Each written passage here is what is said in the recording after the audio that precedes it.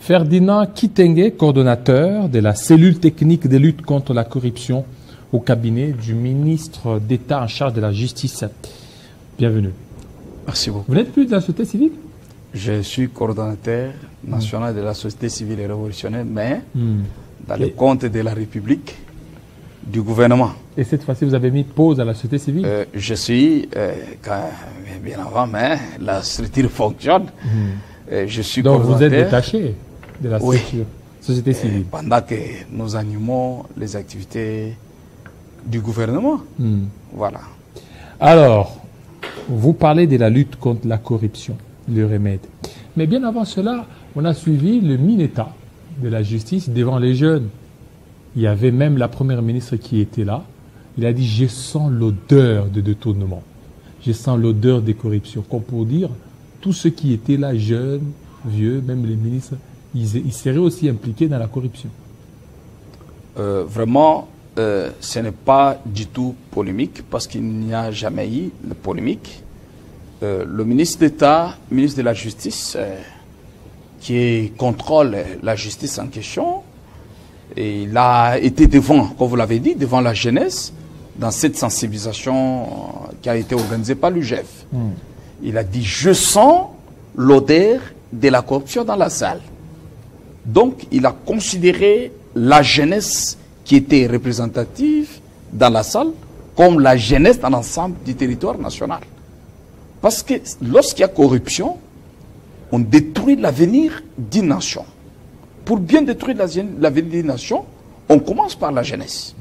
Parce que vous savez, il y a un philosophe qui a dit « Le voleur qui vient voler les biens de la maison, ou il peut voler quand même la nourriture, ou il peut voler une chèvre, vous pouvez racheter d'autres demain, tandis que les voleurs politiques qui viennent détourner, qui appliquent la corruption et les infractions coloraires ou connexes, celui-là détruit l'avenir de toute une nation. Voilà pourquoi j'étais très content quand le ministre a dit « Je sens l'odeur de la corruption ». Effectivement, l'odeur de la corruption, ce n'est pas la salle, c'est l'ensemble du territoire national. Parce qu'il y a l'odeur de la corruption. Oui, mais parce que là-bas, il y avait... Et je peux vous dire... Il y avait même la première ministre, il y avait aussi d'autres... C'est la première ministre qui est même la coordonnatrice en tant que chef du gouvernement. C'est elle-même qui est maître de l'action même gouvernementale, qui est même maître de l'action de la corruption. Donc, c'est que le ministre avait dit, et la première ministre, ça sortait de même aussi dans la bouche de la première ministre. Alors, vous savez, à ce jour, la première ministre, Mme Judith Suminwa, est en train de se distinguer quand même, en tant qu'une femme. Quand même, ou elle se distingue? Je l'ai dit quand même, parce que ce n'est pas en tout. Puisqu'elle travaille, elle continue avec l'action gouvernementale. C'est pour dire que du fait qu'elle se distingue, c'est pourquoi elle avait été présente pour sensibiliser la jeunesse autour de cette thématique qui est la corruption. Voilà pourquoi quand le ministre du tutelle, qui devait donner la thérapeutique contre la corruption, il pouvait, elle a dit oui, effectivement, elle a même rassuré que chez les autres là, ce sont eux qui sont les corrompus, mais quant à elle et dans l'ensemble de son gouvernement, non. Mais nous, c'est pourquoi il y a les instruments juridiques qui mènent la politique criminelle en matière de la corruption pour le gouvernement. C'est notre cellule. Principalement, c'est notre cellule. Voilà. Nous avons l'OCEP, nous avons APLC, nous avons l'UGF, nous avons CNRF. Donc, il y a plusieurs structures. Alors, comment vous faites qui couvrent. Quand il y a ce foisonnement de toutes ces cellules, comment vous faites aussi pour vous démarquer? Parce qu'il y a déjà toutes les cellules dont vous faites allusion. CNRF, IGF et tout ça, et aussi votre cellule. Et tout ça. Mais vous créez beaucoup de cellules pour indiquer la corruption, mais la corruption demeure. Actuellement, c'est le gouvernement congolais, effectivement, n'avait pas une coordination spécifiée en matière de lutte contre la corruption, qu'on se le dise. C'est pourquoi vous avez mis, il y a une structure. La structure, c'est quoi? C'est la cellule technique de lutte contre la corruption, créée par le décret du Premier ministre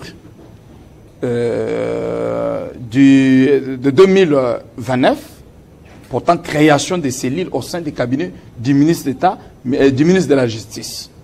Donc, c'est pour dire que la cellule a deux missions. Nous en avons deux missions. D'abord, élaborer, dresser et relever les statistiques dans tous les domaines pour détecter les cas de corruption. Et en plus, nous sommes là pour faire le suivi devant les juridictions des procédures en cours et pendantes en matière de corruption. Nous sommes là pour assister le gouvernement dans sa politique générale, dans sa politique criminelle générale de lutte contre la corruption. Et enfin, nous avons aussi une mission de proposer au gouvernement d'élaborer ou d'assister le gouvernement avec des propositions adéquates en fait d'éradiquer ou de réduire l'incidence de la corruption. Voilà ces missions-là. Et pour concrétiser ces missions, nous avons les axes stratégiques pour mettre fin à la corruption. Nous en avons trois. Nous avons premièrement la prévention.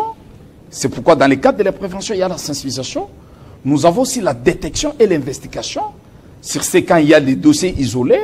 Nous devons faire imprégner les investigations, mener les enquêtes pour savoir effectivement il y a eu quoi et qu'est-ce qu'il faut pour dégager des responsabilités. Donc l'investigation et la détection. Nous avons le troisième axe, c'est l'axe qui est plus important et capital, la répression. Dans la répression, c'est là où quand vous êtes auteur ou pas d'office, vous devez répondre devant la justice. En commençant par nous-mêmes, on met la main et vous défaire acquis des droits pour la procédure. Et vous avez quelle qualité OPJ, avez-vous quelle qualité là? La cellule n'a pas de... Je ne suis pas OPJ, je suis coordonnateur, mais la cellule a des inspecteurs judiciaires et les OPJ. Vous voyez ça? En détachement pour accompagner la mission, l'axe de prévention. En dehors de ça, qui sont auteurs, cauteurs, complices, ce sont premièrement, quand on parle de la corruption, là nous voyons d'abord l'article 74 du Code pénal.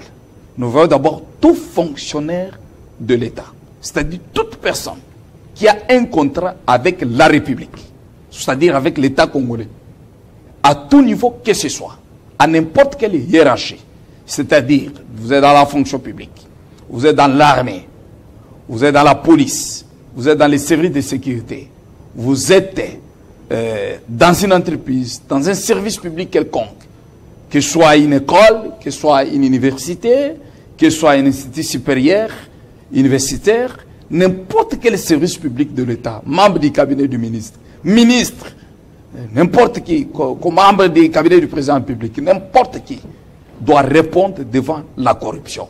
Donc ça n'épargne personne. Si vous lisez bien, vous allez comprendre dans l'article 3 du Code de l'éthique professionnelle.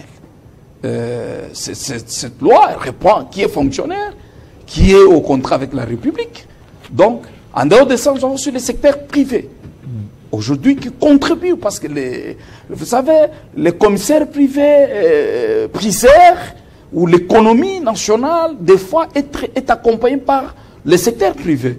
Donc, il y a aussi le secteur privé qui complotent avec ceux qui sont dans la fonction publique pour se détourner dans leur mission ou des attributions en fait de commettre la corruption. Il y a des détournements, il y a blanchiment des capitaux, il y en a au moins 7 incriminations. Donc là, c'est comme si vous vous arrêtez seulement qu'aux civils. Est-ce que vous regardez aussi les militaires? Je l'ai dit ici, même le militaire est fonctionnaire. N'importe quel militaire, magistrat, civil, tout le monde est impliqué. Donc, est fonctionnaire. Mais surtout dans les secteurs des magistrats, il y a beaucoup de cas de corruption. Nous étions dans un atelier avec PNIT où nous avons fait, nous sommes en train d'élaborer, et ça a été déjà élaboré, c'est dans le chantier, d'ici là ça sera publié, le chemin des routes, ou bien une feuille de route pour pouvoir combattre la corruption dans le secteur judiciaire. Vous voyez ça? Aujourd'hui, la République a perdu beaucoup de moyens dans ce secteur-là. La République aussi a perdu beaucoup de moyens. Je ne le dirai pas parce que bientôt là, nous allons rendre nos statistiques. Je crois, au cours de ces mois, deuxième quinzaine, nous allons rendre déjà nos statistiques, que vous allez voir que la République, au lieu de mobiliser au-delà des 45 milliards de dollars, nous sommes limités avec la volonté politique du président de la République à 16 milliards. Mais grâce à la cellule, vous verrez que prochainement, l'année 2026, la République connaîtra déjà un nouveau vent.